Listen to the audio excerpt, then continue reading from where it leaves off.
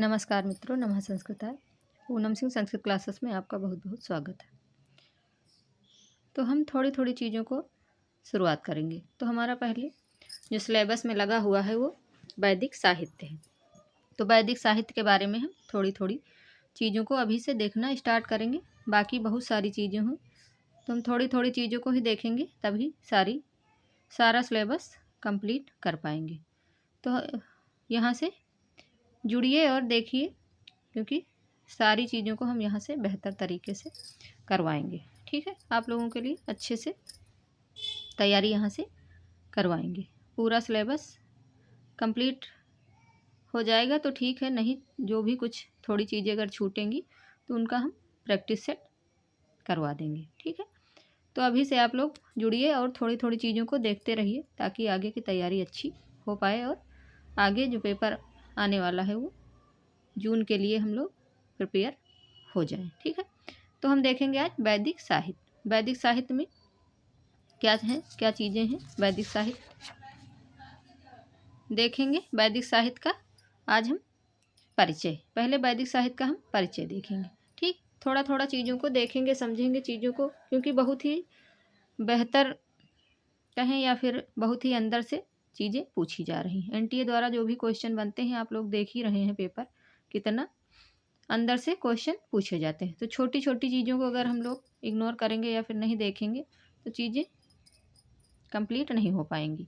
तो हम देखेंगे पहले वैदिक साहित्य का प्रथम ग्रंथ हमारा कौन सा है, वेद। वैदिक साहित्य का जो प्रथम ग्रंथ है वो है वेद।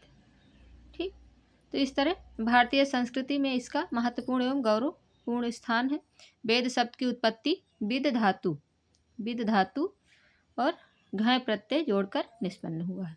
ठीक, तो इस तरह चीज़ें आप लोग अच्छे से देखिए, क्योंकि आगे चीज़ें इसी तरह आगे भी पूछी जाएंगी। छोटी छोटी चीज़ों को पूछ लेते हैं तो अगर ध्यान से हम लोग नहीं देखेंगे तो चीज़ें हमारी गड़बड़ा जाती हैं, आते हुए भी क्वेश्चन गलत हो जाता है। स्वामी दयानंद सरस्वती ने वेद शब्द की उत्पत्ति इस प्रकार की है। ये जो ऊपर ये है कि वेद शब्द विद धातु घय प्रत्यय जोड़कर निष्पन्न हुआ है, ये स्वामी दयानंद जी इस तरह वेद शब्द की उत्पत्ति को मानते हैं। तो ये इम्पॉर्टेंट है, क्योंकि ये लाइन दे करके और ऐसे पूछ सकते हैं, 4 ऑप्शन दे देंगे स्वामी दयानंद करके और बहुत सारी चीज़ों को। इसी तरह हम क्वेश्चन भी कहाँ से बनेंगे, ये चीज़ों को भी आप लोगों के सामने हम लाते रहेंगे। ठीक है, तो अगर आप लोग जुड़ेंगे तो बेहतर तैयारी आप लोगों की यहाँ से होगी। ठीक है, आगे है वैदिक साहित्य। तो वैदिक साहित्य फिर वैदिक साहित्य का सामान्य परिचय।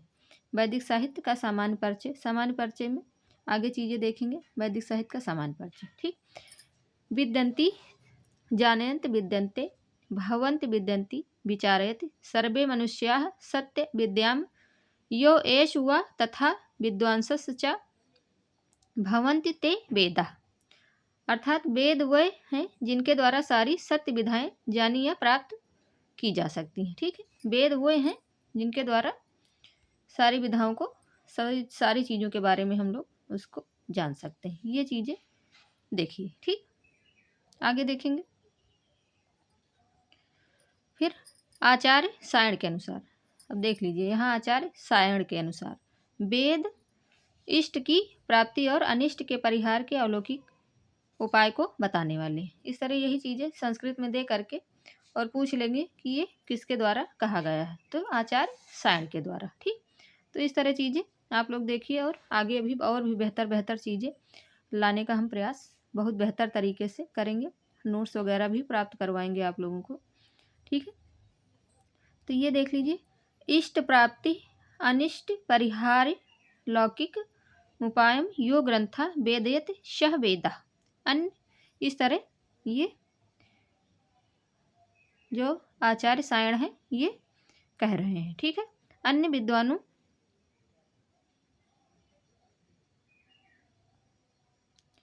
विद्वानों के अनुसार वेद वह है जिसके द्वारा धर्मादि पुरुषार्थ जाने जाते हैं। ठीक, विद्यन्ते ज्ञायन्ते लभन्ते व पुरुषार्थ धर्मादि पुरुषार्थ एवृत्ति वेदा। तो इस तरह चीज़ों को आप लोग देखे रहेंगे तो वहाँ करना इजी हो जाएगा। ठीक, आगे देखेंगे। आगे है, कुछ मनीषियों ने वेद का वेदत्व इसी तथ्य से माना है कि वह प्रत्यक्ष या अनुमान के द्वारा दुर्बोध तथा अज्ञेय उपाय का ज्ञान स्वयं कराता है। ठीक, आगे देखेंगे। आगे क्या है, प्रत्यक्षणानुमित्या वह यस्तु पायो न बुद्धते एवं विद्यन्ति वेदेन तस्माद् वेदस्य वेदता। ठीक, इन सभी उपर्युक्त परिभाषाओं से सिद्ध होता है। ये जो परिभाषाएं दी हुई हैं इनको थोड़ा सा आप लोग अच्छे से समझिएगा। ठीक, इनकी परिभाषाएं देकर भी क्वेश्चन पूछे जाते हैं। सूक्ति हो गई, परिभाषाएं हो गई, मिलान करने के ऐसे ऐसे क्वेश्चन हमारे एनटीए द्वारा पूछे गए हैं और आगे भी पूछे जाएंगे। ठीक है, तो इस तरह आप लोग अच्छे से देखोगे तो चीज़ें समझ में आएंगी और हम उन्हीं चीज़ों को लाएंगे जो आपके लिए बहुत ही लाभकारी हो। ठीक, इधर उधर की चीज़ें बिल्कुल ही नहीं आपको मिलेंगी। ठीक है, बस आप लोग जुड़े रहिए, समय देते रहिए और थोड़ी थोड़ी चीज़ों को पढ़ते रहिए। ठीक, इन सभी उपर्युक्त परिभाषाओं से सिद्ध होता है कि वेद ज्ञान के वह अच्छे कोष हैं जिनमें सभी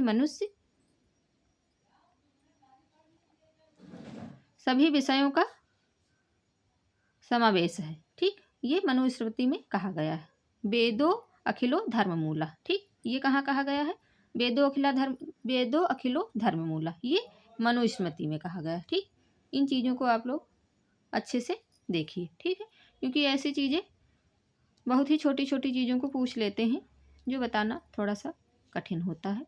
अगर आप लोग देखते रहोगे, अच्छे से जुड़ते रहोगे क्लास से, सारी क्लासों को देखोगे तो बहुत ही बेहतर तैयारी हो जाएगी।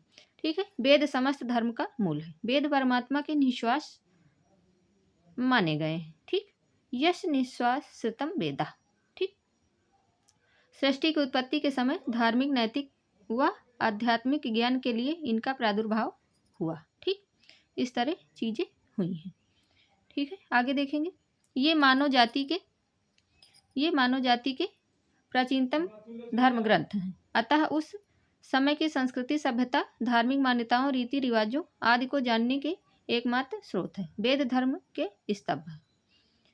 स्तंभ है। ठीक, तो इस तरह चीज़ें यहाँ से आप लोग बढ़िया से देखिए। ठीक, क्योंकि अब जो पेपर हमारे एनटीए द्वारा बनाया जाता है वो बहुत ही अंदर से चीज़ों को पूछ रहे हैं। तो अगर हम अच्छे से चीज़ें पहले से देखे रहेंगे तो पेपर के टाइम 1 महीने पहले सिर्फ हम लोग रिवीजन करेंगे और प्रैक्टिस। ठीक, क्योंकि जून में अभी ये पेपर हो ही गया, दिसंबर वाला जनवरी में हुआ तो उधर जाएगा तो जून में लास्ट तक पेपर हो ही जाएगा। ठीक, तो अभी से तैयारी में जुट जाइए, आराम से करते रहिए, आराम धीरे धीरे चलते रहिए, क्योंकि ये सिलेबस जो है बहुत बड़ा है। कोई ये छोटा मोटा सिलेबस नहीं है कि 2-4 दिन में इसको पूरा पढ़ा जा सके। ठीक है, तो अगर बेहतर ढंग से तैयारी करना है तो थोड़ी थोड़ी चीज़ों को अभी से देखना स्टार्ट करिए। ठीक है, आगे देखेंगे। आगे है, वेद साहित्यिक रूप से भी अधिक महत्वपूर्ण है। महाकाव्य, गीतिकाव्य, गद्य काव्य, नाटक, आख्यान, साहित्य आदि काव्य की सभी विधाओं की उत्पत्ति में वेद का सक्रिय योगदान रहा है। ठीक है, तो आगे देखेंगे। आगे है, चाहे वनस्पति विज्ञान हो, चाहे सृष्टि विषयक वार्ता हो, चाहे नौका निर्माण संबंधी कथा हो, सभी के अंकुर वेद में ही विद्यमान है। ठीक, सारी चीज़ें, यानी कि कहने का मतलब तात्पर्य यही है कि सभी चीज़ें जो भी हैं, संसारिक चीज़ें हैं चाहे भौतिक चीज़ें हैं, वो सभी वेद से ही उत्पन्न हुई हैं। हर चीज़ यानी कि सभी चीज़ें वेद में आपको मिल जाएंगी। ठीक है, जो हमारा वेद ग्रंथ है वो वहाँ पे सारी चीज़ें मिलती हैं। ठीक, ये चीज़ कह रहे हैं। ठीक, आगे देखेंगे।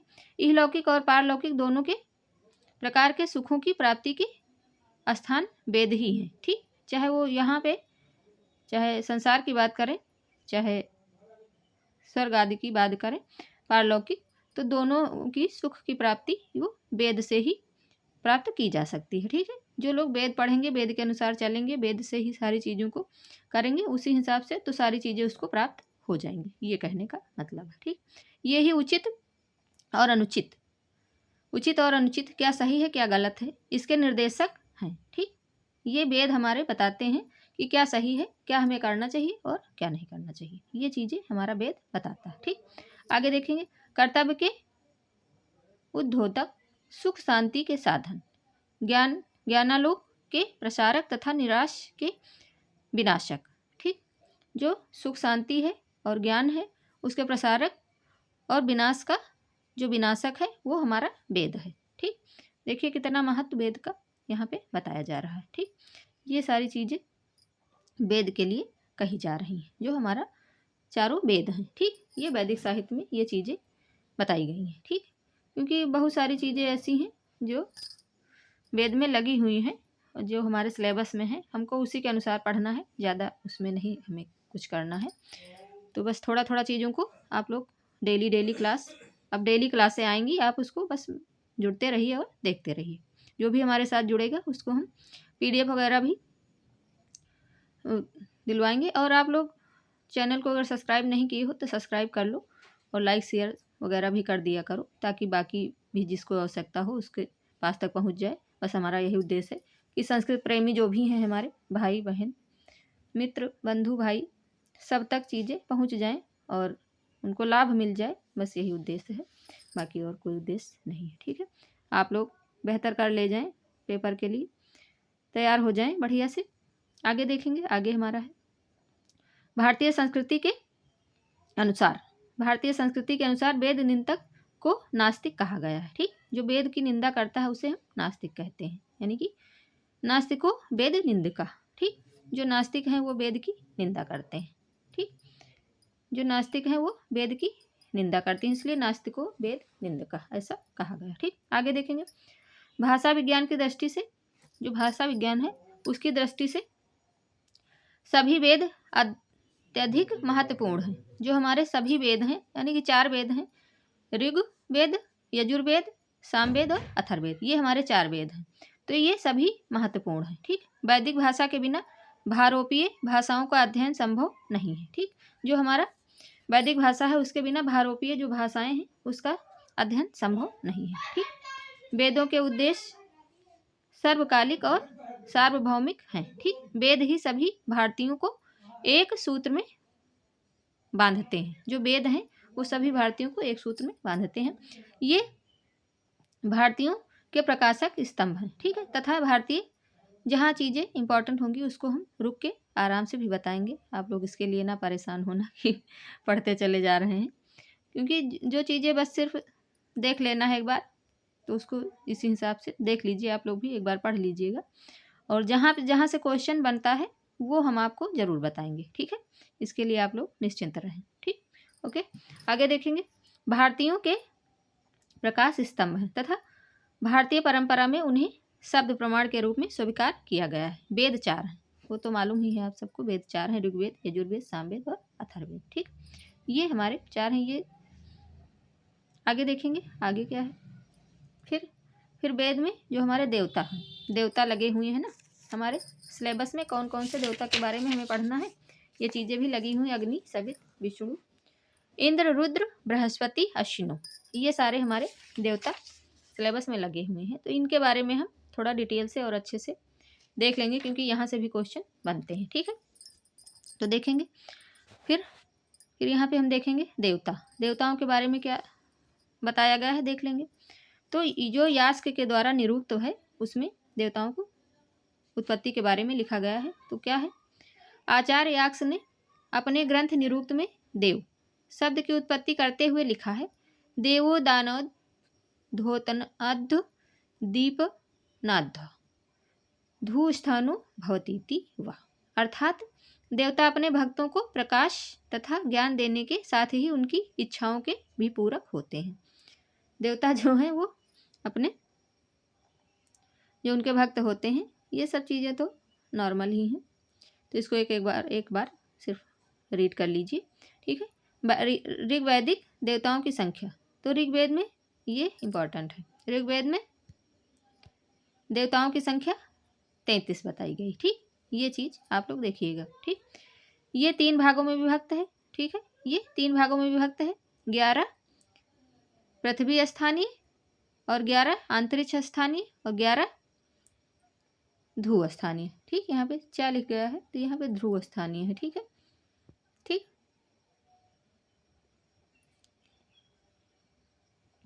ध्रुव स्थानीय यहाँ पे होगा। ठीक है, फिर पृथ्वी स्थानीय देवताओं में अग्नि, जो पृथ्वी स्थानीय देवता है उसमें अग्नि, अंतरिक्ष स्थानीय देवताओं में इंद्र और ध्रुव स्थानीय देवताओं में सूर्य का सर्वाधिक महत्व है। ठीक, ये जो देवता हैं अग्नि, सूर्य और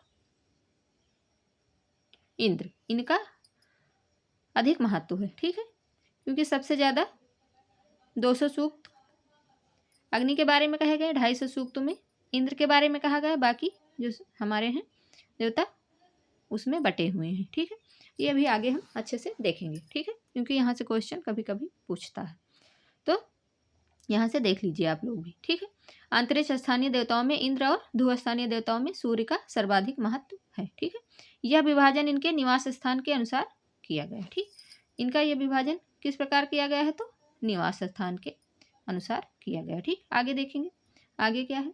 फिर शतपथ ब्राह्मण में क्या कहा गया है, देखते हैं। शतपथ ब्राह्मण में चीज़ें क्या कही गई हैं, देख लेंगे। शतपथ ब्राह्मण में 8 वसु, 11 रुद्र, 12 आदित्य, 1 इंद्र तथा 1 प्रजापति को मिलाकर 33 देवताओं का उल्लेख मिलता है। ठीक, इस तरह चीज़ें पूछी जा सकती हैं। ठीक है, तो ये जो चीज़ें हैं इनको थोड़ा आप लोग अच्छे से देखिएगा। ठीक है, उल्लेख किया गया है। यद्यपि ऋग्वेद 3:19-19, शतपथ ब्राह्मण 11-16, 13-14 तथा संख्यायन में 81-21, 11-4, 100 सूत्र में देवताओं की संख्या 33-39 निर्दिष्ट है। ठीक, ये संख्या जो है याद तो नहीं हो पाएगी, इतना आसान नहीं है, लेकिन आप लोग देखिएगा ज़रूर, क्योंकि कभी कभी देखिए पिछली बार क्वेश्चन आया था उसमें पूछा गया था कि कितने शब्द हैं, है ना, कितने शब्द हैं, ये तक के क्वेश्चन पूछे जा रहे हैं। तो यहाँ यानी कि ये चीज़ें भी पूछी जा सकती हैं, एनटीए के लिए ये कोई बहुत बड़ी चीज़ नहीं है। ठीक है, तो आप लोग इसको भी देखिएगा। ठीक है, आगे देखेंगे आगे क्या है। तो इस प्रकार निर्दिष्ट है, तो यह संख्या परवर्ती देवशास्त्र में 33 करोड़ पहुंच गई है। तो इस हिसाब से ये 33 करोड़ देवता जो कहे जाते हैं इस प्रकार कही जाती है। ठीक है, जो 33 कोटि देवताओं का उल्लेख मिलता है, वहाँ कोटि का शब्द प्रकारवाचक है, संख्यावाचक नहीं है। ठीक है, वहाँ पे जो है वो संख्यावाचक नहीं है कि संख्या वो 33 करोड़ नहीं जोड़ रहे हैं, सिर्फ प्रकार से जोड़ रहे हैं। ठीक है, इस चीज़ को आप लोग देखिएगा। ठीक, आगे देखेंगे अग्नि। फिर हमारा जो प्रथम है देवता वो अग्नि है। जो प्रथम देवता हमारा है वो कौन सा है, अग्नि। ठीक, अग्नि का देखेंगे, अग्नि के बारे में क्या है, अग्नि को देखेंगे। ठीक है, अग्नि के बारे में क्या बात हो रही है देख लेते हैं। तो यहाँ पे है हमारा अग्नि हमारा प्रथम देवता है। इसमें महत्ता की दृष्टि से अग्नि का स्थान सर्वोपरि है। ठीक है, जो महत्व की दृष्टि से देखा जाए तो अग्नि का महत्वपूर्ण स्थान है। ठीक है, लेकिन ऋग्वैदिक देवताओं में इन्हें इंद्र के बाद दूसरा स्थान प्राप्त है। ठीक, जो ऋग्वैदिक देवताओं में है उसमें इनका दूसरा स्थान प्राप्त, प्रथम स्थान इंद्र का है। ठीक, आगे देखेंगे पृथ्वी स्थानीय इस देवता की स्तुति 200 सूक्त में की गई है। जो अग्नि हमारा है उसका 200 सूक्तों में की गई है। ठीक है, याज्ञिक प्रधानता के कारण प्रायः सभी मंडलों के प्रारंभिक सूक्त अग्नि को संबोधित किए गए हैं। ठीक है, जो भी हमारे मित्र भाई बहन देख रहे हैं पूरा देखें वीडियो को, तभी लाभ मिलेगा। पूरा देखें और लाइक शेयर सब्सक्राइब भी कर लें।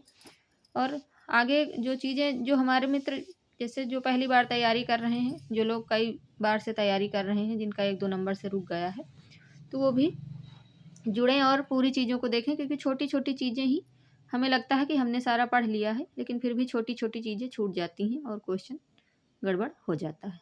तो एक बार आप लोग भी अच्छे से देखें और समझें चीज़ों को। ठीक है, तो जो हमारे मित्र तैयारी में जुटे हुए हैं वो जुटे रहें और प्रॉपर तैयारी में लगे रहें, करते रहें। आगे की चीज़ों को अभी हम बहुत ही अच्छे से और भी चीज़ें लेकर आने वाले हैं। ठीक है, सारी चीज़ों को हम इसी तरह लाते रहेंगे आप लोगों के लिए बेहतर से, तो आप लोग अच्छे से इसको देखते रहिए। ठीक है, आगे देखेंगे। आगे अग्नि। अग्नि को द्विमात्र कहा गया है। ठीक, ये कभी कभी चीज़ें ये पूछी जा सकती हैं कि द्विमात्र किसे कहा गया, तो अग्नि को। ठीक, क्योंकि छोटी छोटी ही चीज़ों से क्वेश्चन पूछे जाते हैं। बहुत ही बड़ा सिलेबस है अपना यूजीसी का, कोई छोटा मोटा सिलेबस नहीं है, और हाई लेवल का ये पेपर भी है असिस्टेंट प्रोफेसर और डिग्री कॉलेज के हिसाब से, तो इतना आसान भी नहीं है। तो इसलिए आप लोग अच्छे से तैयारी करें। ठीक है, क्योंकि इसकी उत्पत्ति दो समिधाओं के घर्षण से होती है। ठीक, द्विमात्र इसीलिए इसको कहा गया है क्योंकि यहाँ पे इसकी उत्पत्ति दो समिधाओं के घर्षण से होती है अग्नि की। ठीक, इसलिए इसे द्विमात्रिक कहा जाता है। ठीक, कहीं कहीं इन्हें त्रयंबक यानी कि तीन माताओं वाला भी कहा जाता है। ठीक, इन्हें त्रयंबक भी कहा जाता है। ये चीज़ें थोड़ा सा आप लोग चाहे तो नोट करें, चाहे तो एक दो बार इसी में देखें। ठीक है, आपकी इच्छा की अनुसार है। हम अभी नोट्स भी प्रोवाइड करवाएंगे आप लोगों को, उसकी चिंता ना करें आप लोग। ठीक है, आगे देखेंगे। तो इसे तीन माताओं वाला भी कहा गया है। 10 उंगलियों पर प्रज्वलित किए जाने के कारण इन्हें 10 युवतियों की संतान भी कहा जाता है। ठीक, आगे देखेंगे। अरणियों के घर्षण के बल की आवश्यकता होती है, अतः इसे बल का पुत्र भी कहा जाता है। ठीक, आगे है त्वमाहु सहस्रपुत्र मांगिरः तथा सहस्त्र सूनु। वडा नल रूप में यह जल से भी उत्पन्न होता है। आपम नापात, इस तरह ये देखिएगा आप लोग। ठीक है, आपम नापात। ठीक, आगे देखेंगे। वनों का भक्षण करना। भाई आग लग जाए तो वन क्या सभी कुछ जल के नष्ट हो जाएगा, है ना। तो वनों का भक्षण करना, अंधकार नष्ट करना, प्रकाश करना, देवताओं को यज्ञ में लाना, उनके लिए हवि हवन करना अग्नि के प्रमुख कार्य हैं। ठीक, उनके लिए हवन अग्नि करना ये उनके प्रमुख कार्य हैं। ठीक है, यह देवताओं और मनुष्यों के बीच दैत्य कर्म संपादित करता है। अग्निनवे देवा नाम देवता, अग्नि द्वारा रक्षित यज्ञ ही देवता तक पहुंचाता है। ठीक, ये इस तरह है। आगे देखेंगे। आगे क्या है, अग्नि के बारे में बहुत सारी चीज़ें हैं, बहुत सारे विशेषण भी हैं, तो आप लोग बढ़िया से देखिएगा ताकि थोड़ी थोड़ी चीज़ों को हम देखेंगे। आधे आधे घंटे की क्लास और चीज़ों को समझते चलेंगे ताकि हमें प्रॉपर चीज़ें तैयारी हो जाए। ठीक है, आगे देखेंगे। आगे है हमारा, आगे क्या है, घी से अग्नि का घनिष्ठ संबंध है। ठीक, जो घी है वो अग्नि से घनिष्ठ संबंध है। वह घृतमुख, घृत चक्षु, घृत पृष्ठ, घृत केश, घृत लोम, कहीं कहीं तो घी को इनका निवास स्थान ही बतलाया गया है। ठीक, घृतमस धाम। ठीक, अग्नि को क्या कहा गया है, घृतमस धाम। ठीक, ये इनके विशेषण हैं अग्नि के, ये आप लोग देखिएगा। ठीक है, आगे देखेंगे। फिर अग्नि को सप्त जीभ्या वाला भी कहा जाता है। 7 जीभ वाला किसे कहा जाता है, तो अग्नि को, जो अग्नि की 7 प्रकार की लपटों की सूचक है। ठीक, आगे देखेंगे। अपने तेज जबड़ों द्वारा वनों का भक्षण करने के कारण अग्नि की तीक्ष्ण दृष्टि प्रकाशमयी लाल ज्वालाओं से युक्त होने के कारण सुचिदन और रुक्मदत्त सायं सायं करती हुई लपटों के कारण रंभाता हुआ बैल तीव्र गति वाला होने के कारण शैन व गरुण धुएं रूपी स्तंभ के कारण धूमकेतु, ये सब चीज़ें अग्नि के लिए कही गई हैं। ठीक है, वह उषा काल में प्रज्वलित, उषा काल यानी कि शाम को प्रज्वलित होने के कारण उस्र बुध भी कहा जाता है। देखिए ये शब्द आप लोग देखिएगा, उस्र बुध किसे कहा जाता है, तो अग्नि को। ठीक, चीज़ों को हम हाईलाइट करते चलेंगे चीज़ें, ताकि आप लोगों के लिए आगे ज़्यादा दिक्कत ना आए। ठीक है, आगे देखेंगे। वस्तुतः अग्नि की लपटें ही उसका रथ है, अतः उस रथ का प्रदीप्त, प्रज्वल, प्रकाशमान और स्वर्णिम होना स्वाभाविक ही है। इसके साथ रथ को 2 मनोजवा एवं मनोज्ञ घृत पृष्ठ लोहित वायु प्रेरित अश्वों द्वारा खींचा जाता है। अग्नि का मानव जीवन के साथ अत्यंत घनिष्ठ संबंध है। हाँ, तो ये तो बात तो सही है। ठीक है, अग्नि का मानव जीवन से घनिष्ठ संबंध है। ठीक, आगे देखेंगे। सारे ग्रह कार्य अग्नि द्वारा ही संपन्न होते हैं, ये हम सबको मालूम ही है।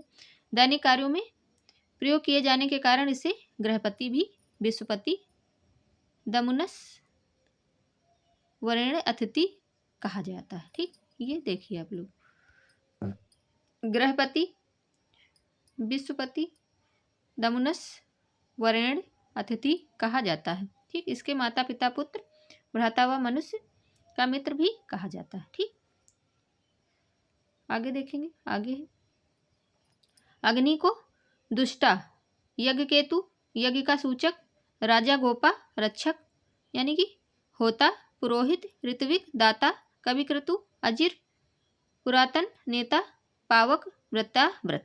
तो इस तरह चीज़ें अग्नि के लिए कही गई हैं।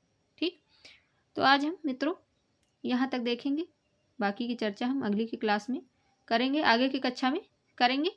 और आप लोग अच्छे से देखें और समझें चीज़ों को, क्योंकि ये जो चीज़ें हैं, ये जो भी हम हाईलाइट यानी कि कर रहे हैं, ये ग्रीन किए हैं, इसको आप लोग एक बार अच्छे से देखिएगा। ठीक है, जो भी हमारे मित्र बंधु भाई बहन तैयारी कर रहे हैं, वो आराम से चीज़ों को थोड़ा थोड़ा चीज़ों को देखते चलें। सारी चीज़ों को अभी हम करवाते चलेंगे धीरे धीरे, और ताकि हमारा जून का जो पेपर हो वो बेहतर जाए। ठीक है, तो मित्रों आप लोग इसको अच्छे से देखें और समझें, आगे की क्लास में भी जुड़ें, और इसको लाइक शेयर सब्सक्राइब भी कर लें चैनल को, ताकि चीज़ें आपको अच्छे से पहुंचती रहें। ठीक है, तो मित्रों बस आज के लिए इतना ही। नमः संस्कृताय, धन्यवाद, राधे।